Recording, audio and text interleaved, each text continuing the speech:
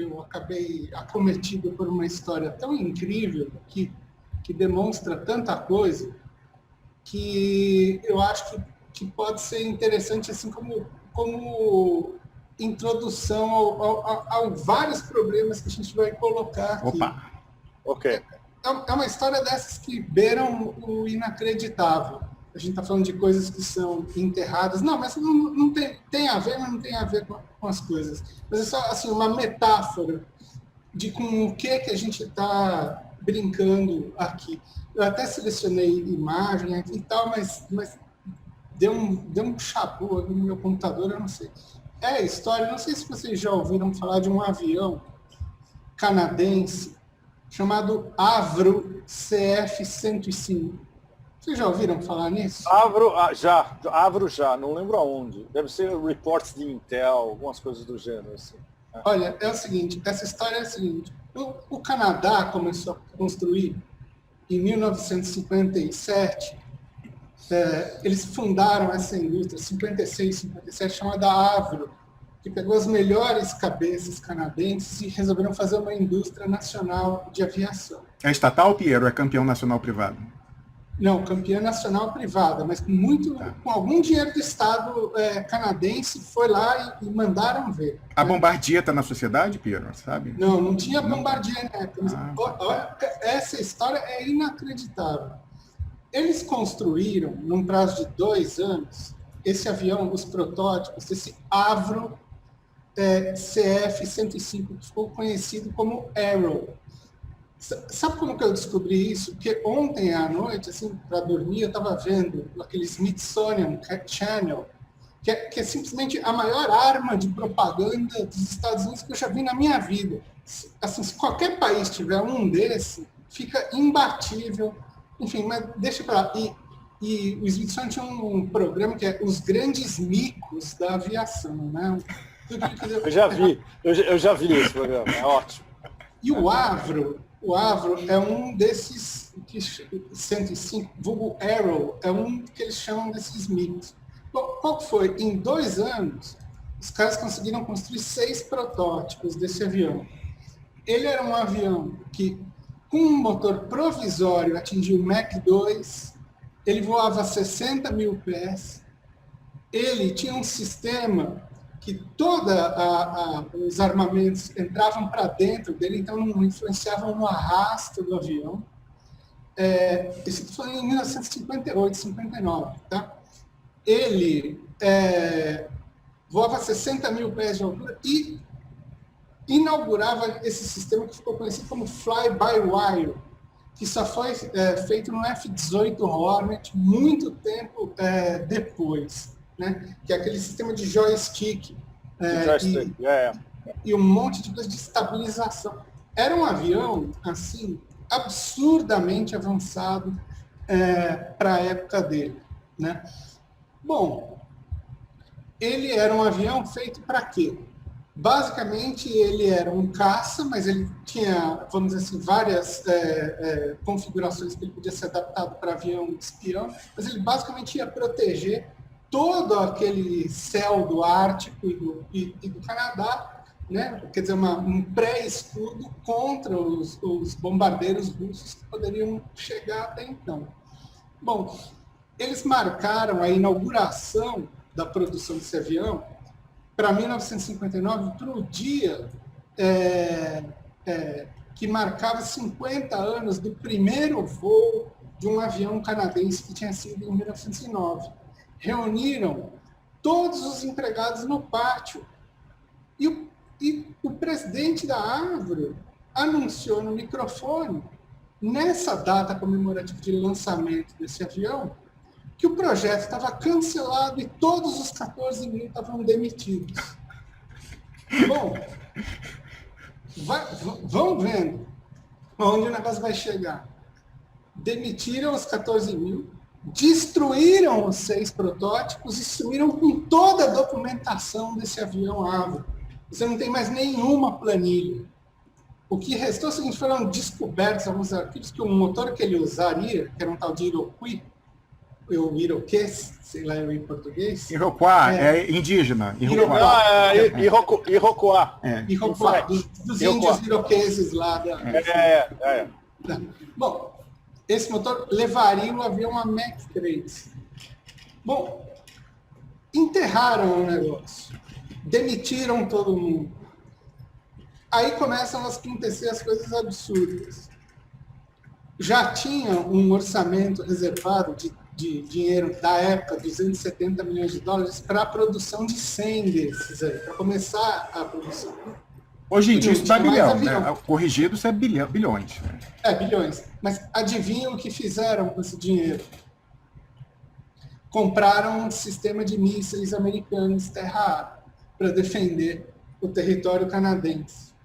Bom, quem pesquisou esse negócio, eu estou começando a ler um livro a respeito, começou a achar uns documentos perdidos aqui e ali, né? E uma coisa maluca que ele viu foi o seguinte: isso não é uma coisa que é assim, que ele achou documentação que foi ordem do governo americano para acabar com esse projeto, que era concomitante a daquele caça que é meio um mico americano, que é o F-104 Phantom, né, da época. Né? Qual foi o ponto? Isso foi ordem do próprio chefe de Estado-Maior canadense e ordem interna do Canadá. O cara que estava envolvido nesse projeto se matou. Os principais... A Avro, a empresa, fechou 3 anos depois. O que se dizia na época é que esse avião, a potencialidade dele, o retorno que ele poderia dar, iam transformar o Canadá numa potência da aviação. Não tinha nada nos Estados Unidos que chegasse perto disso. A maior parte dos engenheiros, depois que foi demitida, foi trabalhar onde, meus amigos? Onde vocês acham? Eu só cruzou a fronteira ali para Seattle, para a área da Boeing. E para Houston, foram para a NASA também. Entendeu? É, claro. Porque eles acabaram projetando todos os módulos da Apollo, da Gemini, etc., que foram depois para a Lua.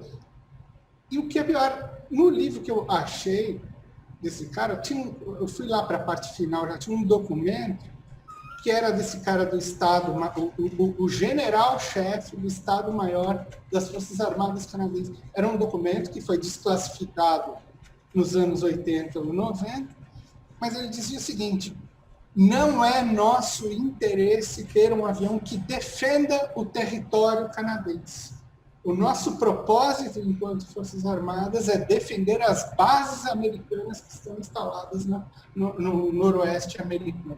Então, assim, meus amigos, a gente está falando de um país ali, irmão dos Estados Unidos, bacana.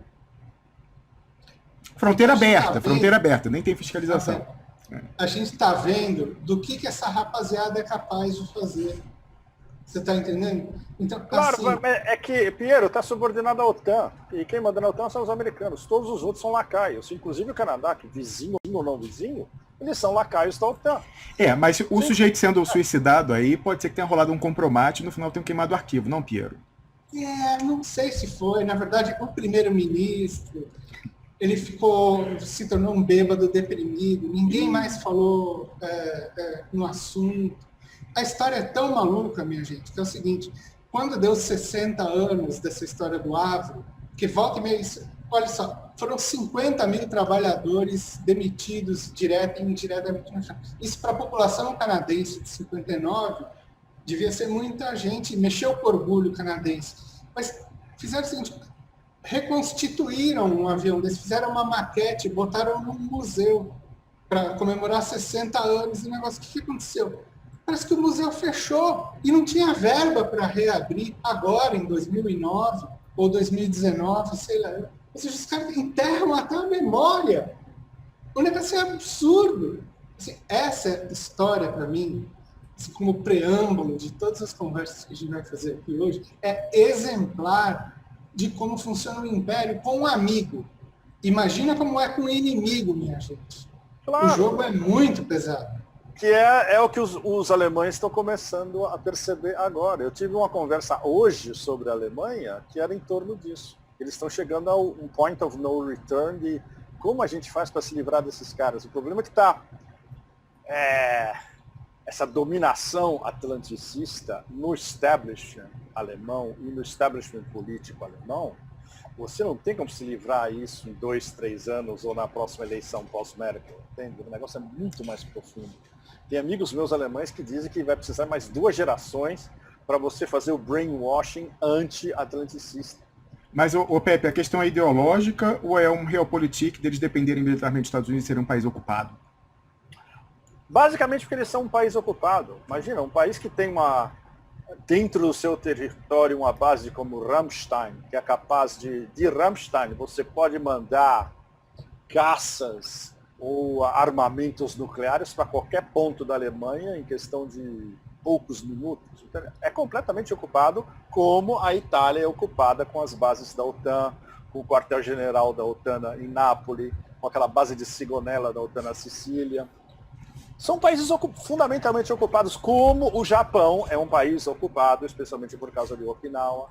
Como a Coreia do Sul, mesmo com milagre econômico, é um país ocupado porque tem pelo menos 36, 37, 38 mil tropas americanas estacionadas permanentes. Nada disso mudou. E isso é o resquício geopolítico dessa estrutura do final da Segunda Guerra Mundial, que até agora era inarredável. Era a sequência lógica do Britannia Rules the Waves. Depois do Britannia Rules the Waves, veio America Rules the Waves. Ou seja, o império das bases americanas, que ainda está entre 800 e 900, mesmo com alguns do que eles chamam de lily pads, que são as basezinhas desconectadas, on and off, é o império das bases e é o império marítimo. Isso não mudou nada. E quando você olha no mapa geopolítico, no chessboard geopolítico, eles ocupam as 2 extremidades chaves, na Europa e no leste da Ásia. Mais aquele cerco da China, do que eles chamam de cadeias de ilhas, né? Cadeia de ilha 1, cadeia de ilha 2, cadeia de ilha 3, chegando até o Havaí, que é a última. Então, o Japão está dominado, a China está cercada, tem bases em volta que eles estão usando a marinha indiana, com os indianos, com aquele complexo de superioridade deles, de serem partes dessa estratégia do Indo-Pacífico. A Europa, basicamente os 2 principais, a Alemanha para o centro da Europa e o norte, e a Itália para o Club Med, ocupados. Nada disso muda. E o exemplo do Canadá também. O Canadá basicamente é uma sucursal da OTAN, em termos militares. Ou seja, é uma ocupação indireta. Não pode ser explícita, porque aí o orgulho que sobra dos canadenses aí é para o buraco de vez. Mas é uma ocupação indireta, porque eles são subordinados a qualquer decisão dentro do mecanismo da OTAN. Então isso não muda. Vocês imaginam o abacaxi nas próximas décadas, pressupondo que essa viragem do século da Eurásia aconteça, está acontecendo já e bastante acelerada, mas você conseguir desmontar esse sistema, nossa, isso é uma coisa não é de anos, é de décadas. E por falar em décadas, a gente vê também como a guerra híbrida é uma coisa bem antiga. Por quê? Quem tentou sair desse script na Europa Ocidental foi o general de Gaulle. Então ele expulsou as tropas americanas do seu território, transformou em bases francesas. De OTAN. Exatamente. E aí ele tirou a França do comando unificado da OTAN, ele foi ao Canadá, ao quintal americano, e falou viva o Quebec livre, e o pessoal fez a primavera de 1968 para resolver o problema, e termina com Emmanuel Macron, que quando os Estados Unidos aí já atualmente usa a sua máquina de guerra judiciário comercial para fazer a Alstom ser entregue à GE, para poder fechar as contas, o pessoal, Macron quieto, União Europeia quieta, todo mundo quieto. Mas a parada é a seguinte... Mas Macron é um funcionário deles, como todos nós sabemos, né? Menos milhões de franceses.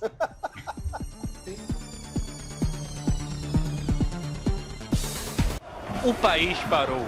Centenas de milhares de pessoas protestando foram às ruas em diversos estados. São Paulo, Minas Gerais.